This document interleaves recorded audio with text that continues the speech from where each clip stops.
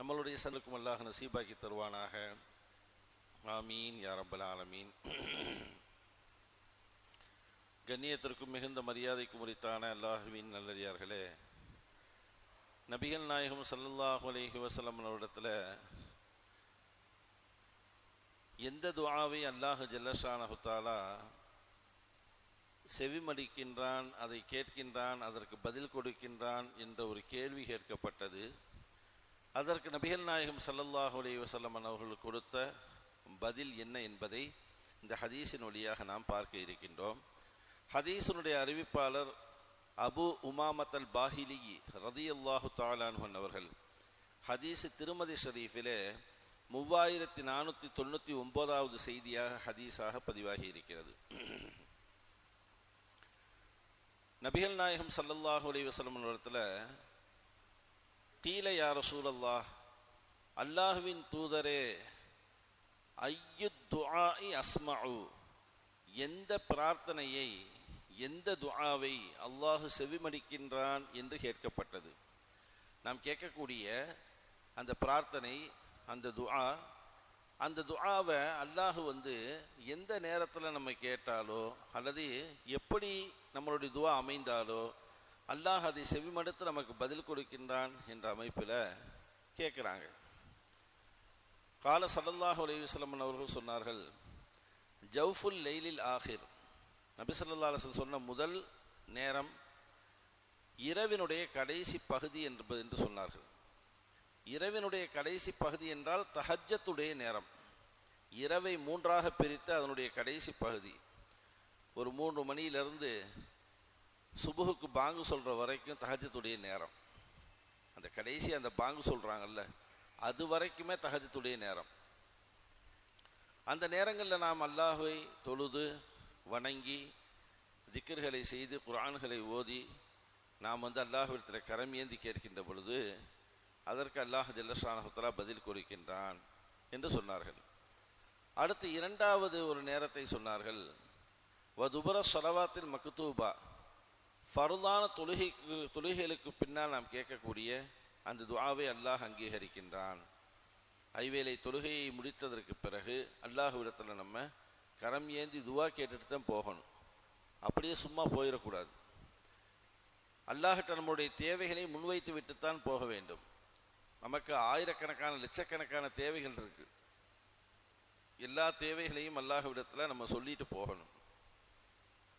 அப்படி போகும் பொழுது அல்லாஹ் ஜல்லஷானஹு தஆலா அந்த துஆவையும் அல்லாஹ் செவிமடிக்கின்றான் என்ற பதிலை நபிகள் நாயகம் ஸல்லல்லாஹு அலைஹி வஸல்லம் அவங்க சொல்லிக் கொடுத்தார்கள். கண்ணியமான பெருமக்களே, திருமறை வேதத்தில் அதிகமான துஆக்கள் இருக்கிறது. எக்கச்சக்கமான துஆக்கள் திருமறையில் இருக்கு.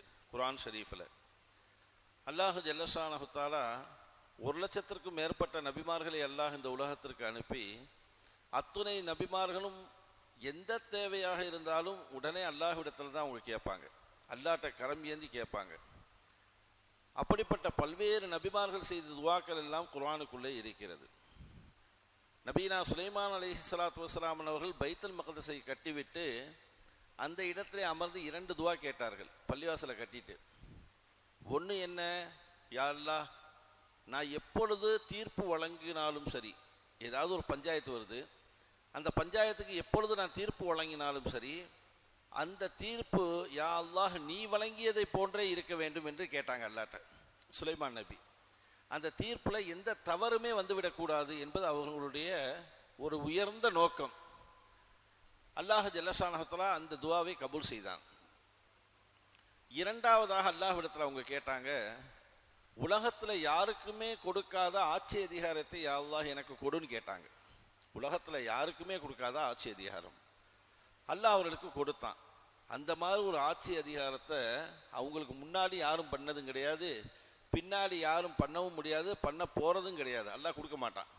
ஏன்னா அவங்களுக்கு மட்டுமே கேட்ட அந்த துஆவை அவங்களுக்கு மட்டுமே அல்லாஹ் கபூல் செய்து கொடுத்தான்.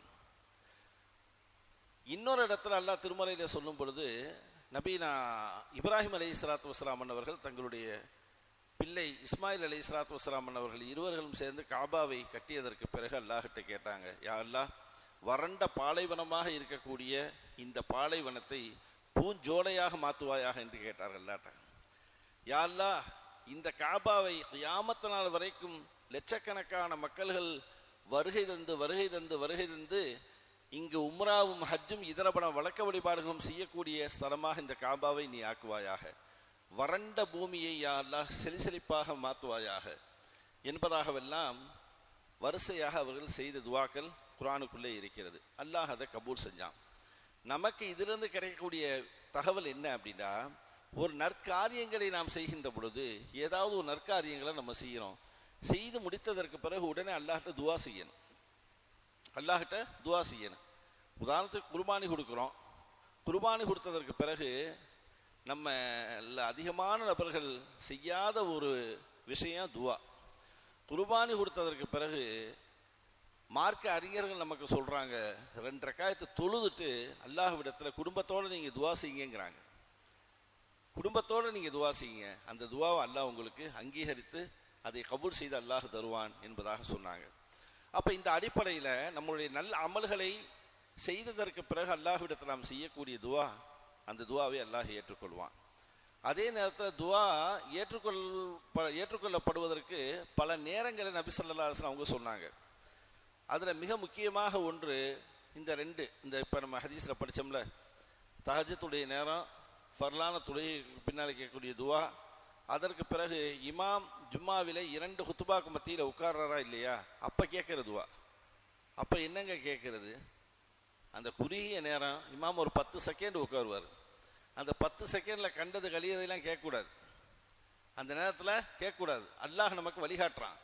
அந்த நேரத்தில் நீங்க என்ன தெரியுமா கேட்கணும்? ரப்பனா ஆத்தினா ஃபித் துன்யா ஹஸனா வ ஃபில் ஆখিরাতি ஹஸனா வ கினா அதாபன்னார். அதற்குள்ள எல்லாமே வந்துடும். யா அல்லாஹ், இந்த துன்யாவிலையும் ஆகிரத்திலையும் எங்களுக்கு நலவை நாடுவாயாக. அந்த நலவை நாடுவாயாகண்டா அந்த நலவுக்குள்ள எல்லாம் வந்துடும். எனக்கு ஆரோக்கியம் கிடைச்சிடும், எனக்கு செல்வம் கிடைச்சிடும், எனக்கு ரிசுக்கு கிடைச்சிடும், எனக்கு மனைவி மக்கள் கிடைச்சிருவாங்க, எனக்கு எல்லா விதமான வியாபார பரக்கத்து கிடைச்சிடும், அதெல்லாம பலா முசீபத்து போயிடும், நல்லவைகள் அனைத்துமே நமக்கு வந்துடும், தீயவைகள் அனைத்துமே நம்மை விட்டு போயிடும். சரி, துன்யால மட்டுமா? ஆகிரத்திலையும் அந்த துவா ஆகிரத்தையும் அடங்கியிருக்கு. ஆகிரத்திலையும் யா அல்லாஹ் எங்களுக்கு நலவை காட்டுவாக என்றால் அங்கு நடக்கக்கூடிய அதாபுகள், வேதனைகள், தண்டனைகள், கேள்வி கணக்குகள், விசாரணைகள், இவைகளெல்லாம் விட்டு அல்லாஹ் நம்மை பாதுகாத்து அங்கு ஒரு நல்ல வழிகாட்டுதலை அல்லாஹ் காட்டுவான். காட்டி கடைசியாக நரக, அதாவது வக்கீனா அதாபன்னார், நரக நெருப்பிலிருந்து எங்களை நீ பாதுகாப்பாயாக என்ற இந்த துவாவை ஜும்மாவுடைய 2 குத்துபாக்களுக்கு மத்தியில் நம்ம என்ன செய்யணும்? எல்லாமே அதற்குள்ள வந்துடும். அதனால இதில் பேணுதலாக இருக்கணும். ஸல்லல்லாஹு மழை பொழிகின்ற பொழுது துவாவை கேளுங்கள். 2 பாங்குக்கும் இகாமத்துக்கும் மத்தியில நீங்கள் அமரக்கூடிய அந்த நேரத்தில் அல்லாஹ்கிட்ட என்ன செய்யுங்க? துவாவை நீங்க கேளுங்க. முழுமையான நம்பிக்கையோடு ஜம்சம் நீரை நீங்கள் குடிப்பதற்கு முன்னால் அல்லாஹ்விடத்துல நீங்க துவா கேளுங்க. முழுமையான நம்பிக்கையோட ஜம்சம் தண்ணி குடிக்கும் பொழுது நீங்க அல்லாஹ்ட்ட நீங்க துவா செய்யுங்க. உங்களிலே இறந்து விட்ட அந்த பெற்றோர்களுக்காக வேண்டி பிள்ளைகளே நீங்கள் துவா செய்யுங்கன்றாங்க ரசூலுல்லாஹி ஸல்லல்லாஹு அலைஹி வஸல்லம். நம்ம பெற்றோர்கள் வஃபாத் ஆயிட்டாங்களா இல்லையா? என்னைக்காவது நினைச்சு பார்த்துருக்கோமா? 3ஆம் கட்டத்துக்கு நினைப்போம், 7ஆம் கட்டத்துக்கு நினைப்போம், 40 அப்படியே மீறி போனா வருஷம் அதோட முடிச்சு. அதல்ல உண்மையான கத்தம். எப்படி என்ன தெரியுமா? உண்மையான நினைப்பு. ஒவ்வொரு வக்திலையும் என் தந்தையை நான் நினைப்பேன், ஒவ்வொரு வக்திலையும் எங்க நன்னாவை நினைச்சு பார்ப்பேன், ஒவ்வொரு வக்திலையும் என் பாட்டியை நினைப்பேன்னு நம்ம நினைக்கிறோமா இல்லையா? எங்க அம்மாவை நினைப்போம். அதுதான் உண்மையான கத்தம். அவங்களுக்கு செய்யக்கூடிய துவா, நம்ம செய்யக்கூடிய துவா. யாரெல்லாம் நாங்கள் பூமிக்கு மேலே இருக்கோம், அவங்க பூமி கீழே இருக்காங்க ரஹ்மானே, அவங்களுக்கு கிருபை செய், அவங்க பாவத்தை பண்ணி அவங்களுடைய கபரை சொர்க்கத்து பூஞ்சோலையாக ஆக்கு, அவங்களுக்கு எல்லா விதமான நலன்களையும் ஹைறுகளையும் பரக்கத்துகளையும் குறைவில்லாமல் அவர்கள் குடு என்பதாக நம்ம கேட்கணும்.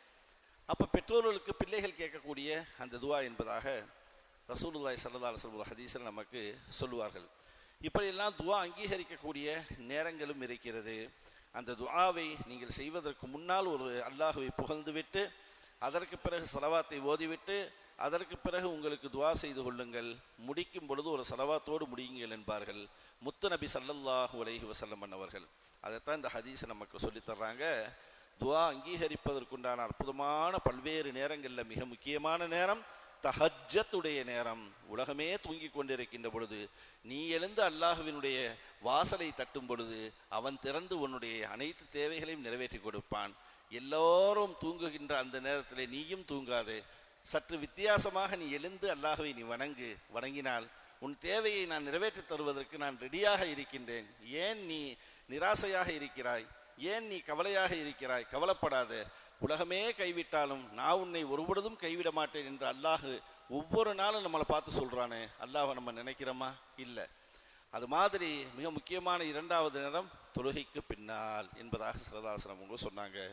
ஆக கண்ணியமான பெருமக்களே, எந்தெந்த நேரங்களிலெல்லாம் துஆக்கள் கபூலாகும் என்று ரசூலுல்லாஹி ஸல்லல்லாஹு அலைஹி வஸல்லம் அவர்கள் நமக்கு கற்றுக் கொடுத்தார்களோ, அந்த நேரங்களை எல்லாம் அறிந்து அந்நேரத்திலே நல்லதொரு துஆக்களை செய்யக்கூடிய பாக்கியத்தை அல்லாஹ் நம் எல்லோருக்கும் தந்தருள் புரிவானாக.